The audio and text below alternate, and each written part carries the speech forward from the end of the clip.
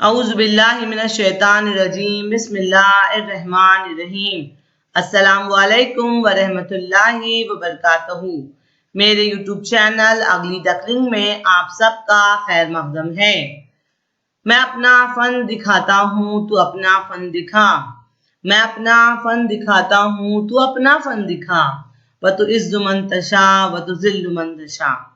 ناچیز کو روبینہ حمید شکلگار کہتے ہیں۔ میں پچھلے 15 سال سے انجمن خیرالاسلام اردو ہائی اسکول ستارہ میں درس و تدریس کے فرائض انجام دے رہی ہوں۔ یہ ہے آپ کی کتاب، اور آج ہم آپ کی کتاب سے غزل نمبر 7 پڑھیں گے، جس کی شاعرہ ہیں ساجدہ زیدی۔ بے شمار بلند پایہ ادیبوں اور شاعروں نے اردو زبان و ادب کی ترقی میں اپنی گراں قدر خدمات پیش کی ہیں۔ سخنوروں کے اس قافلے میں ہمیں کئی شعراء کے نام بھی نظر آتے ہیں۔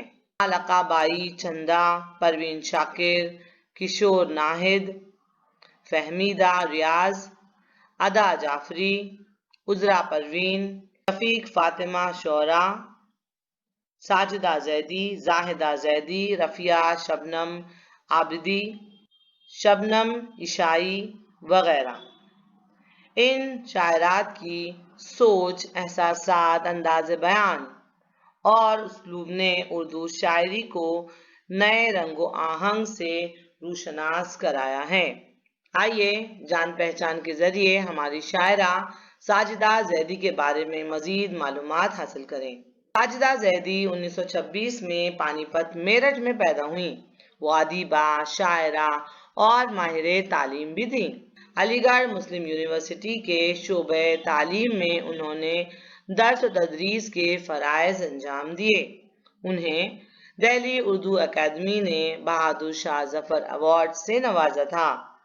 جوئے نغمہ، آتش سیال، نیل وجود اور آتش زیر پا ان کے شعری مجموعے ہیں، اور مٹی کے حرم، موج ہوا اور پیچاں ان کے ناول ہیں۔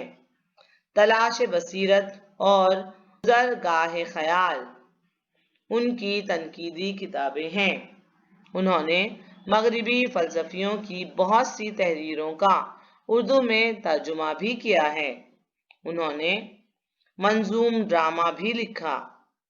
11 مارچ 1911 کو دبئی میں ان کا انتقال ہو گیا۔ ساجدہ زیدی کی غزل کی طرف بڑھنے سے پہلے آئیے غزل کی تعریف پر ایک نظر ڈالیں۔ 5 یا 6 اشعار پر مشتمل نظم کو غزل کہتے ہیں، جس کے پہلے شعر کے دونوں مصرے ہم قافیہ ہوتے ہیں۔ جیسے آپ کی غزل کا پہلا شعر دیکھیے، یاد نہیں یاد نہیں، اسے ہم قافیہ ہونا کہتے ہیں۔ اگر اسی طرح کا ہم قافیہ شعر دوسرا بھی ہو تو اسے حسن مطلع کہتے ہیں۔ اور غزل کے شعر میں جہاں شاعر اپنا تخلص استعمال کرتا ہے اسے مقطع کہتے ہیں، اور یہ عام طور پر غزل کا آخری شعر ہوتا ہے۔ غزل کی خوبی یہ ہے کہ غزل کا ہر شعر معنی کے اعتبار سے مکمل ہوتا ہے۔ ایک شعر کو سمجھنے کے لیے دوسرے شعر کی ضرورت نہیں ہوتی۔ ہم یہ بھی کہہ سکتے ہیں کہ غزل کا ہر شعر مکمل ہوتا ہے اور ایک شعر دوسرے شعر کا محتاج بالکل نہیں ہوتا۔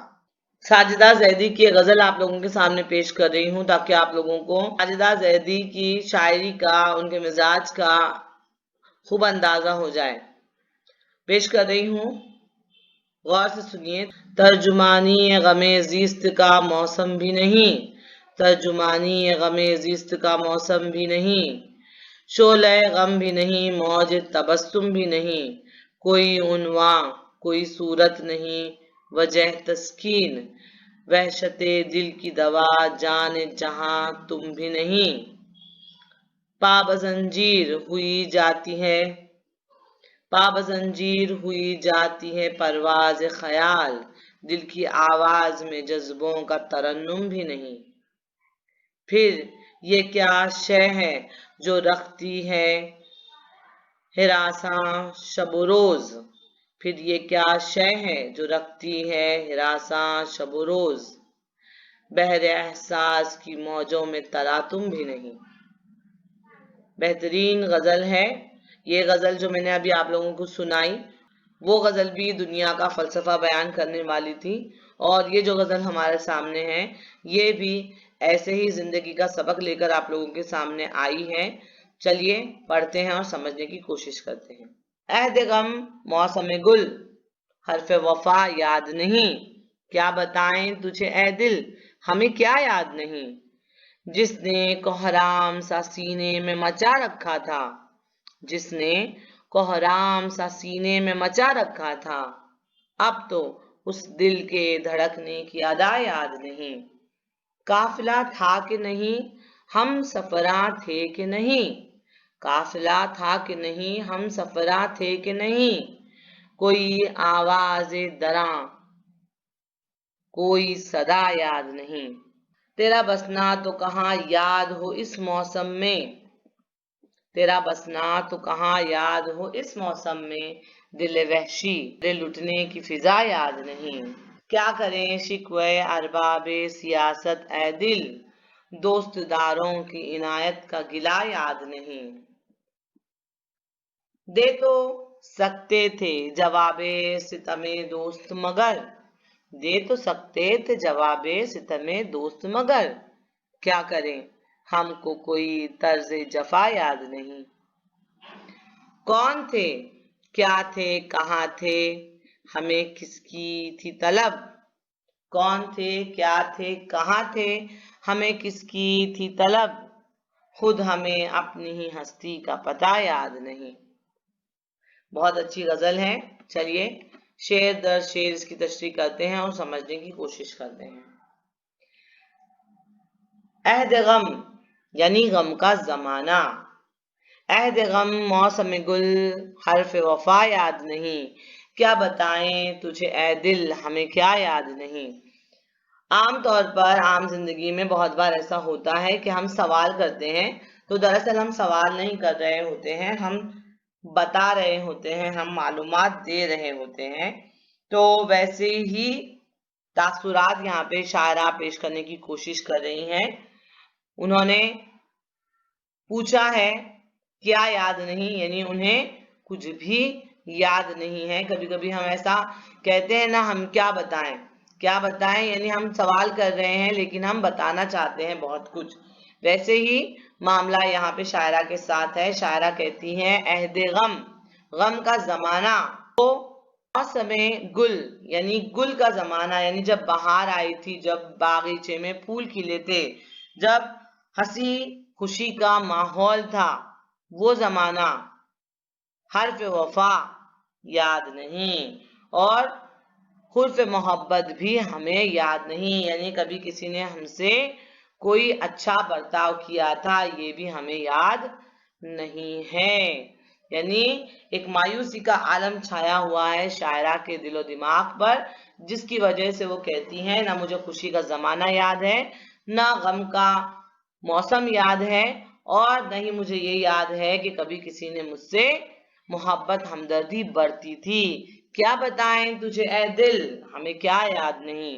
آگے فرماتی ہیں کہ اے دل، اپنے دل سے مخاطب ہو کر کہتی ہیں کہ اے دل میں تجھے کیا بتاؤں کہ مجھے کیا یاد نہیں ہے، یعنی مجھے کچھ بھی یاد نہیں ہے۔ جب غم شدید ہو جاتا ہے تو ہم کچھ بھی یاد نہیں رکھنا چاہتے، ہم ان چیزوں سے بھاگتے ہیں جو چیزیں ہمیں تکلیف پہنچاتی ہیں، وہی معاملہ ہے یہاں پر، اور شاعرہ کہتی ہیں کہ اے دل میں تجھے کیا بتاؤں کہ مجھے کیا یاد نہیں ہے، نہ مجھے محبت کا زمانہ یاد ہے، نہ محبت کرنے والے لوگ یاد ہیں، نہ ہی مجھے غم کا زمانہ یاد ہے جب انہوں نے مجھ سے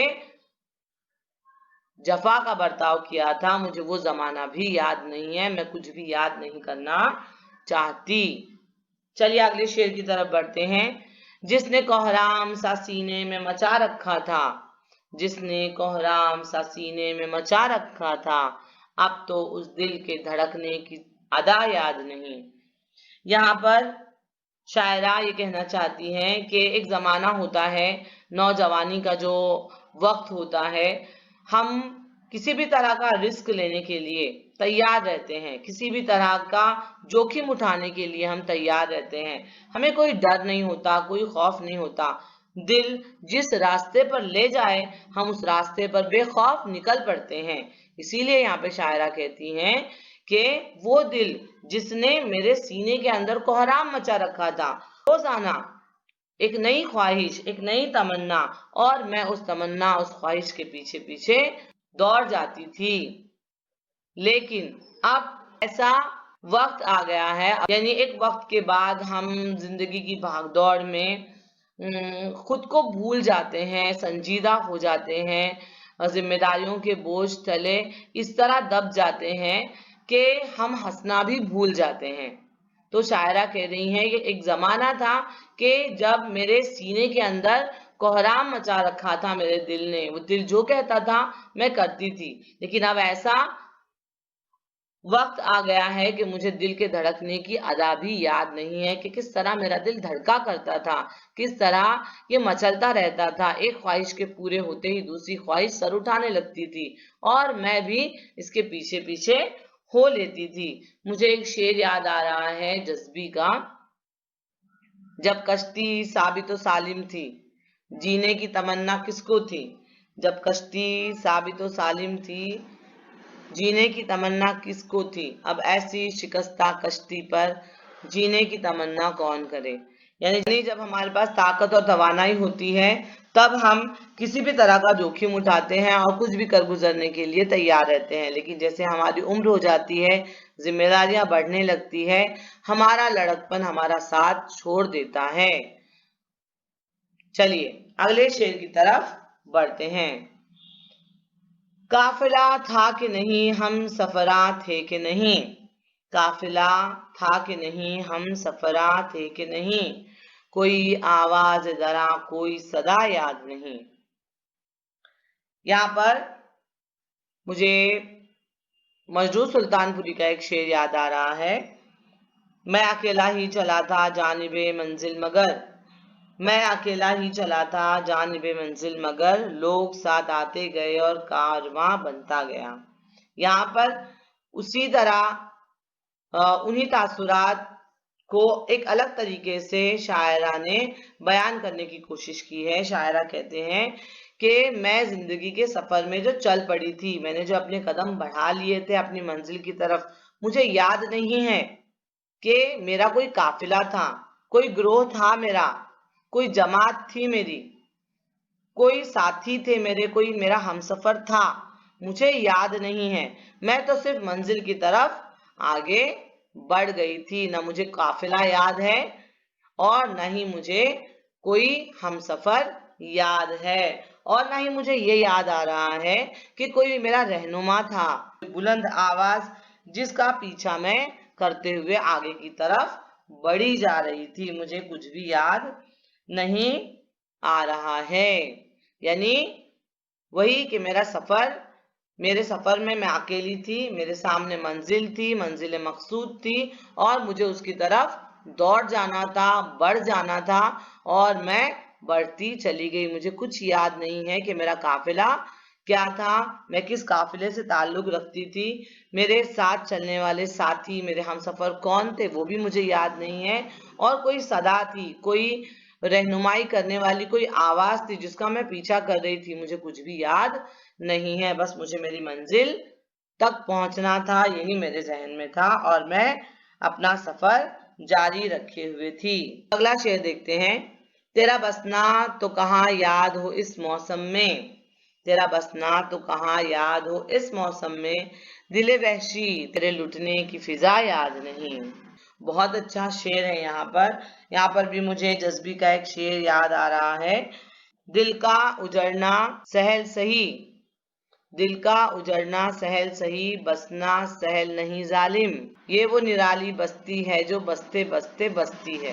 آپ کے سامنے شعر ہے، اس شعر میں شاعرہ کہنے کی کوشش کر رہی ہیں کہ جس طرح میں مایوس ہوئی ہوں اپنے دوستوں سے، اپنے رشتہ داروں سے، اس دنیا سے، اور میرا دل جس طرح ٹوٹا ہے، تو یہ میرا پاگل دل، یہ میرا وحشی دل، یہ کس طرح لٹا ہے، کس طرح برباد ہوا ہے، یہ کچھ بھی مجھے یاد نہیں ہے، نہ مجھے وہ دور یاد ہے، نہ مجھے وہ لوگ یاد ہیں جس نے میرے دل کو چھلنی کیا تھا۔ اسی لیے وہ کہتی ہیں کہ دل وحشی کے لٹنے کی فضا، وہ موسم، وہ جگہ مجھے یاد نہیں ہے، تو کہاں میں تیرا بسنا، تیرا آباد ہونا میں یاد رکھ سکتی تھی۔ یعنی وہ اپنے دل سے کہہ رہی ہیں کہ تیرا لٹنا مجھے یاد نہیں ہے، تو کس طرح آباد ہوا تھا، تجھے کس نے آباد کیا تھا، تجھے کون سی بات اچھی لگی تھی، وہ موسم مجھے کیسے یاد ہو سکتا ہے۔ کیا کریں شکوے ارباب سیاست اے دل، دوست داروں کی عنایت کا گلہ یاد نہیں۔ اب اس شعر میں شکوہ اور گلہ یہ دو ہم معنی الفاظ استعمال ہوئے ہیں۔ شاعرہ اس شعر میں فرماتی ہیں کہ اے دل، سیاسی لوگ جو اہل سیاست ہیں، جو سیاست سے کام لیتے ہیں، چالیں چلتے ہیں، دلوں کو چھلنی کرتے ہیں، ان کی چالوں کا، ان کی سیاسی پینتروں کا کیا شکوہ کرنا، کیا گلہ کرنا، اور کس سے کریں گلہ؟ کیونکہ ہمیں تو جو زخم ہمارے دوستوں سے ملے ہیں، جو عنایت ہمارے دوستوں نے ہم پر کی ہیں، ہمیں اس کا گلہ کرنا بھی نہیں آتا، اس کا گلہ کرنا بھی ہمیں یاد نہیں ہے۔ یعنی یہاں پہ شاعرہ سیدھے سیدھے یہ کہنا چاہتی ہیں کہ جو دشمن ہمارے ساتھ کرتے ہیں ہم اس کی شکایت کیا کریں، جو ستم دوستوں نے ہم پر کیے ہیں اس کا گلہ کرنا ہمیں یاد نہیں ہے، ہمیں معلوم نہیں ہے، ہم نے کبھی پلٹ کر ہمارے دوستوں سے شکایت نہیں کی ہے، جو بدسلوکی، جو برا سلوک وہ ہمارے ساتھ کرتے ہیں، ہمیں ان کی عنایتوں کا گلہ کرنا یاد نہیں ہے، تو ہم دشمنوں سے شکایت کیا کریں گے۔ اس طرح بھی سمجھ سکتی ہیں، کہتے ہیں نا دشمنوں سے پیار ہوتا جائے گا، دشمنوں سے پیار ہوتا جائے گا، دوستوں کو آزماتے جائیے۔ ویسے ہی تاثرات یہاں پہ شاعرہ نے پیش کرنے کی کوشش کی ہے کہ دشمنوں سے کیا شکایت کریں، کیونکہ وہ تو دشمن ہی ہے، وہ تو چالے ہی چلیں گے، لیکن دوست بھی کچھ کم نہیں ہے، تو نہ ہم دشمنوں سے شکایت کرتے ہیں ان کی چال بازیوں کی، اور نہ ہی دوستوں سے ان کی عنایتوں کا گلہ کرتے ہیں۔ چلیے اگلے شعر کی طرف بڑھتے ہیں۔ دے تو سکتے تھے جواب ستم دوست مگر، دے تو سکتے تھے جواب ستم دوست مگر، کیا کریں ہم کو کوئی طرز جفا یاد نہیں۔ یہ بہت بہترین شعر ہے اور یہ مجھے بہت پسند ہے، میرے دل کے بہت قریب ہے، جب آپ سمجھ لیں گے تو یہ آپ کے بھی دل کے قریب ہو جائے گا۔ یہ ایک سنہرا اصول ہے زندگی جینے کا۔ چلیے سمجھنے کی کوشش کرتے ہیں۔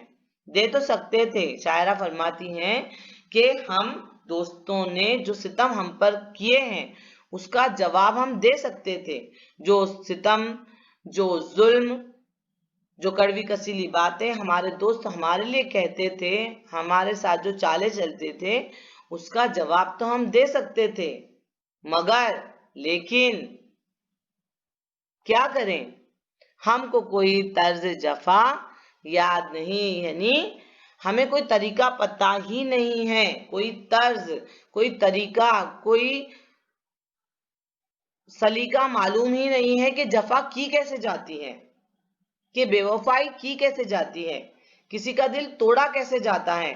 اگر ہمیں پتا ہوتا کہ بے وفائی کیسے کی جاتی ہے، کسی کا دل توڑا کیسے جاتا ہے، کسی کو ستایا کیسے جاتا ہے، کسی کو رلایا کیسے جاتا ہے، اگر یہ ہمیں پتا ہوتا تو ہم بھی ہمارے دوستوں کی ستم کا، ظلم کا جواب دیتے، لیکن ہمیں تو کوئی جفا کا طریقہ پتہ ہی نہیں ہے۔ اگلے شعر کی طرف بڑھتے ہیں۔ کون تھے، کیا تھے، کہاں تھے، ہمیں کس کی تھی طلب، خود ہمیں اپنی ہی ہستی کا پتہ یاد نہیں۔ یہ شعر بھی بہت اچھا شعر ہے، اس کو کئی معنیوں میں لیا جا سکتا ہے۔ چلیے سمجھنے کی کوشش کرتے ہیں۔ شاعرہ فرماتی ہیں کہ کون تھے ہم، ہمارے وجود کا مقصد کیا تھا، اور کہاں سے آئے تھے ہم، اور ہمیں جانا کہاں ہے، ہمیں کس چیز کی طلب ہے، ہمیں کس طرف کوچ کرنا ہے۔ हमें कुछ भी याद नहीं है, इसलिए क्योंकि हमें खुद अपनी ही हस्ती का यानी अपनी ही जिंदगी का पता याद नहीं है। इसको हम ऐसे भी समझ सकते हैं कि अगर हमें अल्लाह ताला ने इस रूए जमीन पर उतारा है तो किसी मकसद से उतारा है। अल्लाह ताला ने बगैर मकसद के तो किसी को बनाया नहीं है। तो अगर हमें इस जमीन पर उतारा है तो हमारा कोई मकसद है, और अगर हमें यह मकसद याद नहीं है तो यानी हम खुद को ही भूल गए हैं, हम अपने रब को ही भूल गए हैं। शायरा हमसे सवाल कर रही हैं कि कौन थे, क्या थे, कहाँ थे, और हमें किस चीज की ख्वाहिश थी, किस चीज की तलब थी, हमें कुछ भी याद नहीं है। तो इसका मतलब तो यही हुआ कि हमको अपनी ही जिंदगी का पता याद नहीं है। आप इसको इस तरह ले सकते हैं कि सबसे अच्छा मजहब इस्लाम है और सबसे बुरे मजहब मानने वाले जो हैं वो मुसलमान हैं। तो अगर इस पस मंजर में अगर हम इस शेर को समझेंगे, हम भूल गए हैं कि हमें अल्लाह ताला ने किस मकसद से भेजा है, हमारी ख्वाहिशात क्या हैं। हमें ख्वाहिशात का पुजारी बनाकर नहीं भेजा है अल्लाह ताला ने, हमें दुनिया के लिए नहीं भेजा है, हमें दुनिया में भेजा है आखिरत की तैयारी के लिए। और अगर हमारा ये मकसद हम भूल गए हैं, इसका मतलब ये है कि हम हमारी जिंदगी का पता ही भूल गए हैं। जिंदगी का पता होना यानी हमें जाना कहाँ है, हमारी मंजिल मकसूद क्या है। हमारी मंजिल मकसूद जमीन जायदाद दौलत शोहरत इज्जत ये सब नहीं है। हमारी मंजिल मकसूद है अल्लाह ताला की खुशनुदी, हमारी मंजिल मकसूद है आखिरत। उसकी तैयारी के लिए हमें यहाँ पर भेजा गया है।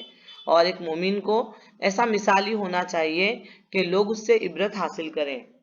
चलिए, मैं उम्मीद करती हूँ कि आपको ये गज़ल समझ आई होगी, इसकी तशरीह करने में अब आपको कोई परेशानी नहीं होगी। मैं हमेशा आप लोगों को ये बताती हूँ हर गज़ल ख़त्म करने के बाद कि गज़ल जो है वो उसका हर शेर मुकम्मल होता है, उसके अपने मायने होते हैं, और आप इसको अपने तरीके से ले सकते हैं। गजल का हर शेर मुकम्मल होता है, एक शेर को समझने के लिए दूसरे शेर की जरूरत नहीं होती, और एक शेर की कई मायने लिए जा सकते हैं। तो जब आप गजल की तशरीह कर रहे हैं तो आप अपने तौर पर भी इसके मायने ले सकते हैं।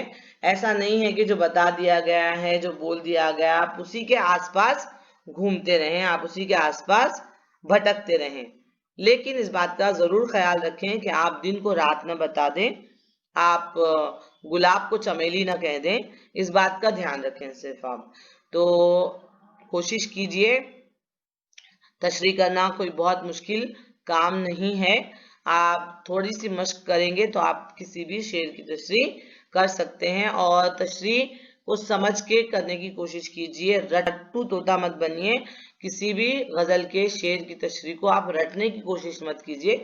अब तक आप लोगों ने मेरे वीडियोस को खूब देखा है, मेरे काम को सराहा है, इसके लिए आप लोगों का मैं दिल की अमीर गहराइयों से शुक्रिया अदा करती हूँ। और मेरी गुजारिश है कि आगे भी अपनी मोहब्बतें, अपनी इनायतें मुझ पर और मेरे चैनल पर बरकरार रखिए, बनाए रखिए। मेरे वीडियोस को इसी तरह देखते रहिए, शेयर करते रहिए, मेरे चैनल को सब्सक्राइब कीजिए। खूब बढ़िए, खूब पढ़िए। जिंदगी बहुत छोटी है और हमें बहुत कुछ सीखना है। अपना ख्याल रखिए, अपनी सेहत का ख्याल रखिए, इल्म की प्यास अपने अंदर हमेशा बेदार रखिए। मेरा वीडियो देखने के लिए बहुत बहुत शुक्रिया।